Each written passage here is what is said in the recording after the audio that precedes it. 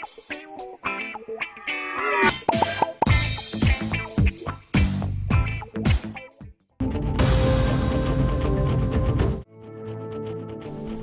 वजीर व हैदराबाद के इंचार्ज पूनम प्रभाकर ने कहा है कि हुकूमत ने 17 सितंबर को गणेश मूर्तियों के विसर्जन जुलूस के पेश नज़र तमाम सियासी रैलियों पर पाबंदी लगा दी है। सियासी जलसों के बहुत से मौक़े और प्लेटफॉर्म्स हैं, लेकिन गणेश त्यौहार के दौरान 3 कमिश्नरेट हुदूद में कोई सियासत नहीं होनी चाहिए। उन्होंने जुमे को एक प्रेस कॉन्फ्रेंस से खिताब करते हुए ये बात बताई। उन्होंने कहा कि चूँकि हिंदू और मुस्लिम कम्युनिटी के त्यौहार एक साथ मनाए जा रहे हैं, इसलिए सियासत नहीं होनी चाहिए। रियासती हुकूमत ने गणेश मूर्तियों के विसर्जन जुलूस के हमवार और पुरअमन इनेकाद के लिए वसी इंतजाम किए हैं। उन्होंने इंतबाह दिया कि अगर कोई शख्स या तंजीम लोगों को उकसाने में मुलविस पाई गई तो कानून के मुताबिक उन पर कार्रवाई की जाएगी। उन्होंने मजीद कहा कि वज़ीर आला रविंद्र रेड्डी ने पहले ही समाज दुश्मन अनासिर के खिलाफ सख्त कार्रवाई शुरू करने की हिदायत दी है। पूनम प्रभाकर ने कहा कि हम आवाम से भी अपील करते हैं कि वो त्यौहारों के पुरअमन इनेकाद में हुकूमत के साथ ताउन करें।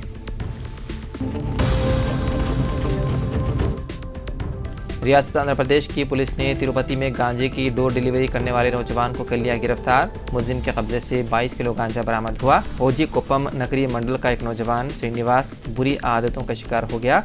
वो फौरी पैसा कमाने के ख्याल से गांजा ऑर्डर पर घर जाकर पहुंचा रहा था। पुलिस के मुताबिक अगर गांजे का नशा करने वाले उसे फ़ोन करते तो वह स्विगी डिलीवरी बॉय की तरह होलिये में घर पहुंचकर गांजा फराहम करता। पुलिस के मुताबिक श्रीनिवास को दुरुस्त मालूमात की बुनियाद पर तिरुपति मारुति नगर कोतापल्ली क्रॉस रोड से गिरफ्तार किया गया। गुज़िश्ता रोज़ कोम्पल्ली में एक चॉकलेट फैक्ट्री में आग लगने का वाक़या पेश आया, जिसमें कोई जानी नुकसान नहीं हुआ, ताहम माली नुकसान हुआ है। इस वाक़े की इत्तला के साथ ही 3 फायर इंजन जाए वक़ूफ़ पर रवाना हो गए और फायर फाइटर्स ने 1 घंटे में आग पर काबू पा लिया। फायर डिपार्टमेंट ने शुबा जाहिर किया है कि ये आग शॉर्ट सर्किट के बाइस लगी होगी। आतिशबाजी से तकरीबन 3 लाख का नुकसान होने का तखमीना लगाया गया है।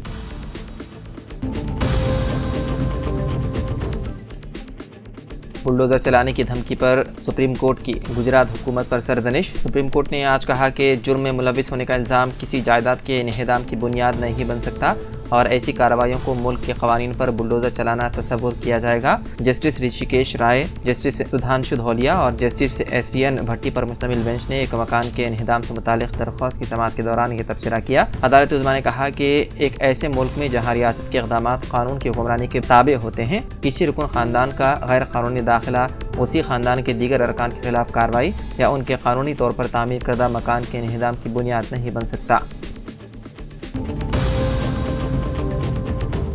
तेलंगाना हुकूमत की जानिब से जारी करदा हालिया जॉब कैलेंडर के मुताबिक महकमे सेहत के मुख्तलिफ हॉस्पिटल्स में मखलूआ रहने वाले 1284 लैब टेक्नीशियंस ग्रेड 2 जायदादों पर तकर्रुरात के लिए मेडिकल रिक्रूटमेंट बोर्ड ने नोटिफिकेशन जारी कर दिया। 21 सितंबर से 5 अक्टूबर तक ऑनलाइन दरख्वास्तें कबूल की जाएंगी। बोर्ड के सेक्रेटरी गोपीकांत रेड्डी ने बताया है कि दरख्वास्तों में कोई गलतियाँ हुई तो उन्हें 5 से 7 अक्टूबर तक एडिट करने की सहूलत फराहम की गई है। 10 नवंबर को कंप्यूटर बेस्ड टेस्ट के तहत इम्तिहान का इनेकाद किया जाएगा। ये इम्तिहान अंग्रेजी में होगा। उम्मीदवार ज़्यादा होने की सूरत में 2 या 3 सेशंस में इम्तिहानात का इनेकाद किया जाएगा।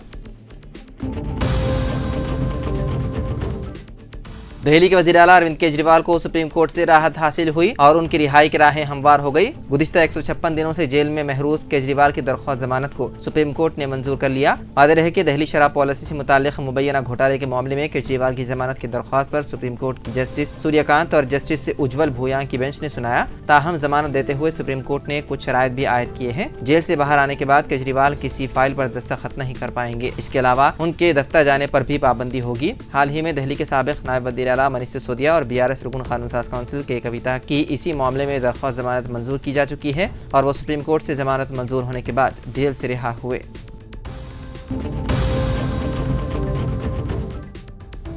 मरकज़ी हुकूमत के पेंशनर्स के लिए आखिरकार राहत की खबर आ गई। मरकज़ ने हुक्काम से कहा कि वो रिटायर्ड लोगों के लिए पेंशन जारी करने के अमल को तेज़ करें।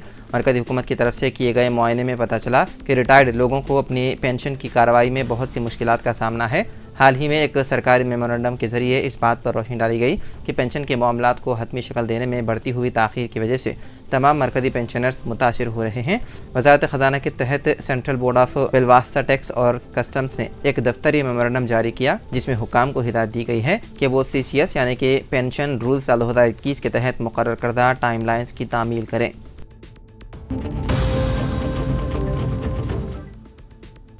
हैदराबाद सिटी पुलिस ने जुमा 13 सितंबर को बीआरएस के कई कायदीन बशमूल साबिक वज़ीर ख़जाना टी हरीश राव, साबिक वज़ीर पी सबेदानंद रेड्डी और टी श्रीनिवास यादव को घर पर नज़रबंद कर दिया। वहीं दूसरी तरफ कोकटपल्ली के एमएलए एम कृष्णा राव, कुतुबुल्लापुर के एमएलए केपी विवेकानंद गौड़ को भी घर पर नज़रबंद कर दिया गया, क्योंकि हैदराबाद, साइबराबाद और अचाकुंडा कमिश्नरेट में पुलिस चौकस है ताकि BRS MLA P Kaushik Reddy की रिहाजगाह पर जुमेरात के हमले के जवाब में किसी भी किस्म के तशद्दुद को रोका जा सके। और किसी भी नाखुशगवार वाक़े को रोकने के लिए आरकापुड़ी गांधी की रिहाजगाह पर भी बड़ी तादाद में पुलिस तैनात कर दी गई है, क्योंकि कौशिक रेड्डी ने धमकी दी थी कि उनके घर पर किए गए हमले का जवाब वो ज़रूर देंगे।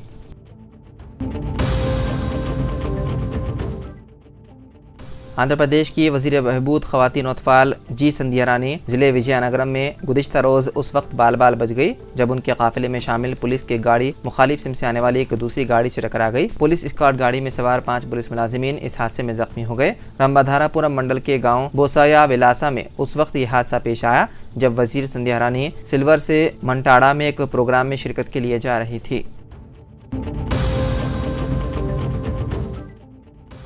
बीआरएस कायद व साबिक़ सदरनशीन वक्फ बोर्ड मोहम्मद सलीम ने आंध्र प्रदेश के वज़ीर आला चंद्राबाबू नायडू और बिहार के वज़ीर आला नीतीश कुमार से मुतालबा किया कि वो पार्लियामेंट में वक्फ तरमीमी बिल साल 2024 की मुखालिफत करें। उन्होंने कहा कि आंध्र प्रदेश और बिहार के मुसलमानों ने उन्हें वोट देकर बरसर इख्तिदार लाया। उनकी जिम्मेदारी है कि वो उसी वक्त तरमीमी बिल साल 2024 के खिलाफ वज़ीर आज़म मोदी से नुमाइंदगी करें।